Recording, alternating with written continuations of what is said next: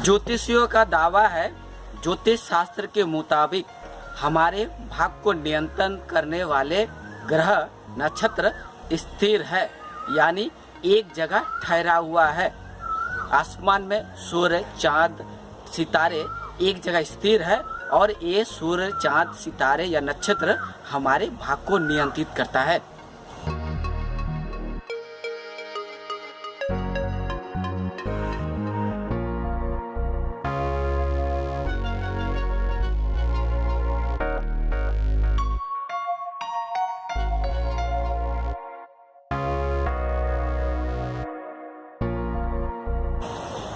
सीधे शब्द में ज्योतिष शास्त्र के मुताबिक हमारे भाग्य को नियंत्रित करने वाले ग्रह नक्षत्र स्थिर है या कहीं हिलता डुलता नहीं है। लेकिन आज आधुनिक ज्योतिर्विज्ञान यानी एस्ट्रोनॉमी ने यह साबित कर दिया है कि आसमान में चांद सितारे नक्षत्र स्थिर नहीं चलमान है, यानी एक निर्दिष्ट मार्ग में यह नक्षत्र चांद सितारे चल रहा है, गतिमान है। लेकिन आज भी ज्योतिषी ज्योतिष शास्त्र का दावा में अडल है, अडिग है।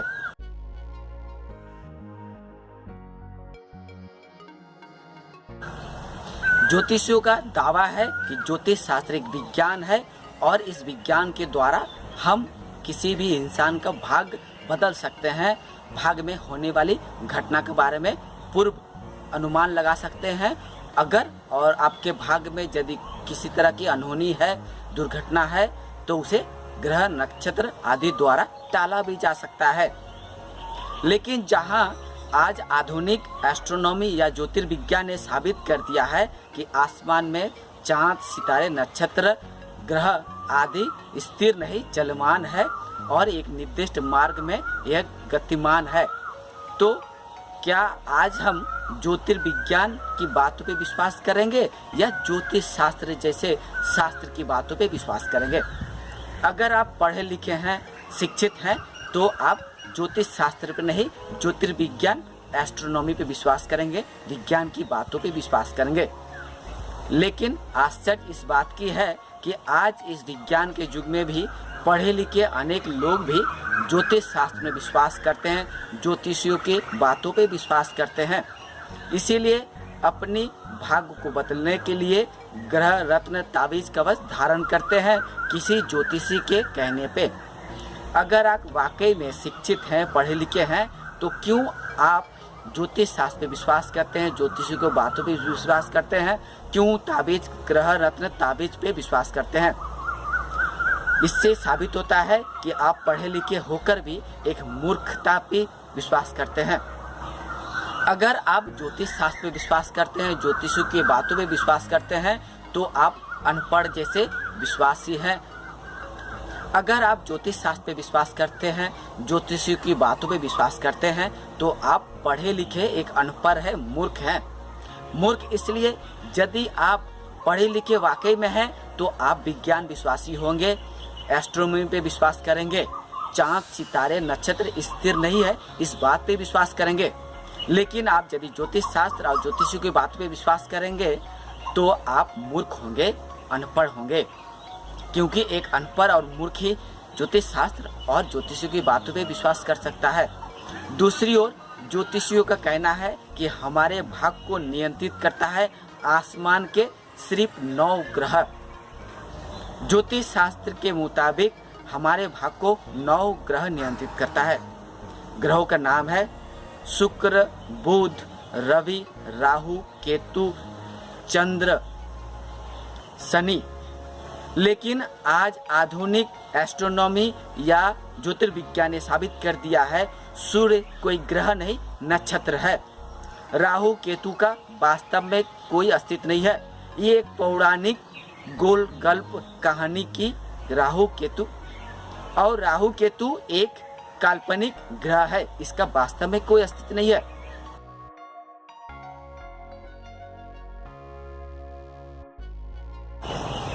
आज आधुनिक एस्ट्रोनॉमी या ज्योतिर्विज्ञान ने साबित कर दिया है कि इस विश्व ब्रह्मांड में कुछ भी स्थिर नहीं है।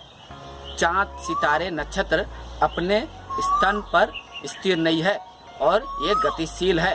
एक निर्दिष्ट मार्ग पे चांद, सितारे, नक्षत्र, सूर्य गतिशील है।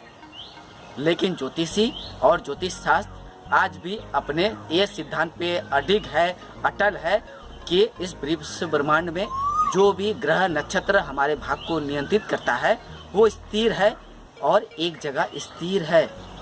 अगर हम एक पढ़े लिखे हैं, शिक्षित है, तो हम किस पे विश्वास करेंगे? ज्योतिष शास्त्र की बातों पे या विज्ञान की बातों पे?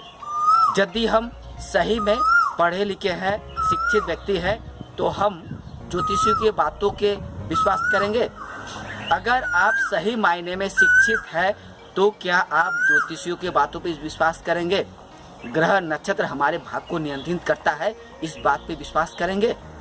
क्या आप ये विश्वास करेंगे सूर्य, जिसे ज्योतिषी एक ग्रह नाम देकर रखा है, क्या इस पर विश्वास करेंगे?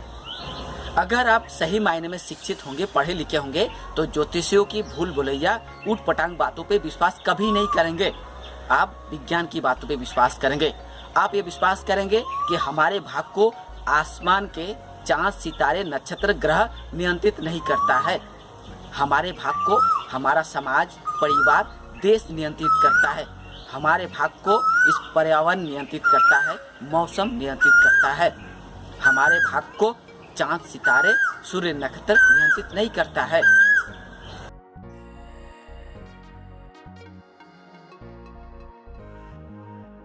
हम तर्कवादी, युक्तिवादी या रैशनलिस्ट चुनौती के साथ, चैलेंज के साथ ये दावा करते हैं कि जो जितना बड़ा ज्योतिषी वो उतना बड़ा पाखंडी और चीटिंगबाज है।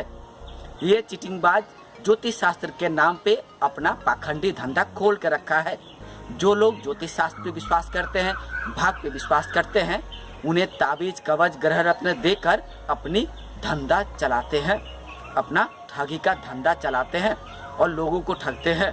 लोगों को समझाते हैं कि आपके भाग में अनहोनी है और इसे बदलने के लिए ताबीज, कवच, ग्रह रत्न धारण करना चाहिए। और जो लोग ज्योतिष शास्त्र में विश्वास करते हैं वे ज्योतिषियों की पाखंडीपूर्ण बातों पर विश्वास करके अपनी मेहनत की कमाई पानी में बहा देते हैं, इन ज्योतिषियों के पीछे खर्चा कर देते हैं। इससे आपको कुछ फायदा नहीं होता है, सिर्फ फायदा और लाभ पहुंचता है इन पाखंडी ज्योतिषियों को। अगर आपके इलाके में कोई ज्योतिषी ज्योतिष शास्त्र के नाम पे दुकान खोल के बैठा हुआ है तो उन्हें सवाल करिए, क्या सूर्य नक्षत्र है या ग्रह है? क्या सूर्य या अन्य ग्रह नक्षत्र स्थिर है या चलमान है?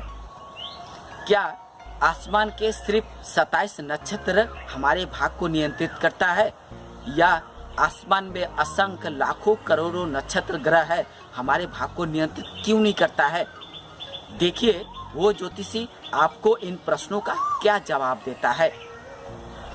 मैं एक तर्कवादी, युक्तिवादी, रैशनलिस्ट के नाते आपको ये पूर्व घोषणा करता हूँ कि आपको वो ज्योतिषी किसी भी प्रश्न का जवाब नहीं देगा, आपको अपने चेंबर से भगा देगा, ये कहते हुए कि आप ज्योतिष में विश्वास नहीं करते हैं, ज्योतिषियों विश्वास नहीं करते हैं, आप एक मूर्ख हैं।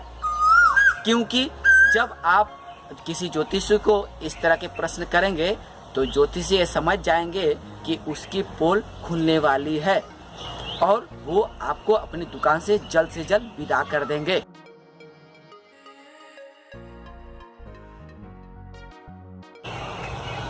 वो ज्योतिषी ये कभी नहीं चाहेंगे कि बाकी लोगों के सामने उस पाखंडी ज्योतिषी की पोल खुल जाए। वो जो पाखंडी धंधा ज्योतिष शास्त्र के नाम पे कर रखा है उसका भंडाफोड़ न हो जाए। इतना ही नहीं, ज्योतिषियों का दावा है कि ज्योतिष शास्त्र के मुताबिक हमारा भाग पूर्व निर्धारित है, इसे किसी भी हाल में बदला नहीं जा सकता। अब सवाल है, अगर ज्योतिष शास्त्र के मुताबिक हमारा भाग पूर्व निर्धारित है, पहले से तय है, तो इसे बदलने के लिए ताबीज, कवच, ग्रह रत्न धारण नहीं करना चाहिए, किसी ज्योतिषी के पास नहीं जाना चाहिए।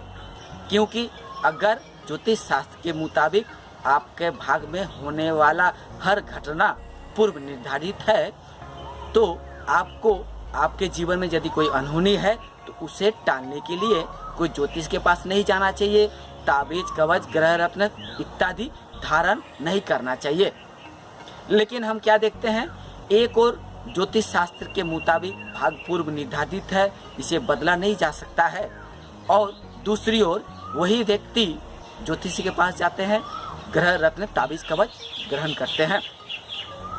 इससे ये साबित होता है ना तो आप ज्योतिष शास्त्र में विश्वास करते, ना आप भाग में विश्वास करते हैं, ना आप भाग पूर्व निर्धारित है इस बात पे अडिग है।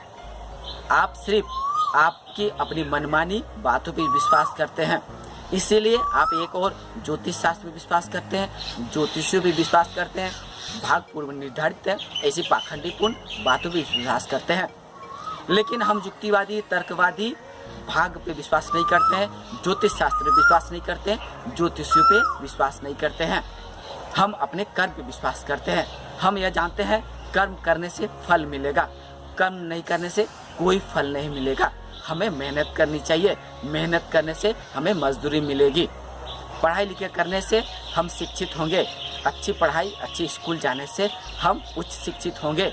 हमें नौकरी के लिए परीक्षा देनी पड़ेगी, हमें इलाज के लिए डॉक्टर के पास जाना पड़ेगा। कोई ताबीज ग्रह नत्र के भरोसे बैठे रहना नहीं होगा। क्या आप विश्वास करेंगे ताबीज कवच आपको भाग बदल सकता है, ताबीज कवच द्वारा किसी भी बीमारी से छुटकारा मिल सकता है? लेकिन आज आधुनिक विज्ञान में आप इन बातों पे विश्वास नहीं करेंगे। आप जब बीमार पड़ेंगे तो इलाज के लिए डॉक्टर के पास जाएंगे, कोई ज्योतिष के पास आप कभी नहीं जाएंगे। इससे साबित होता है कि आप जो ज्योतिष शास्त्र में विश्वास करते हैं, ज्योतिषों विश्वास करते हैं, ये सिर्फ एक विश्वास मात्र है, इसके साथ विज्ञान का कोई तालमेल नहीं है।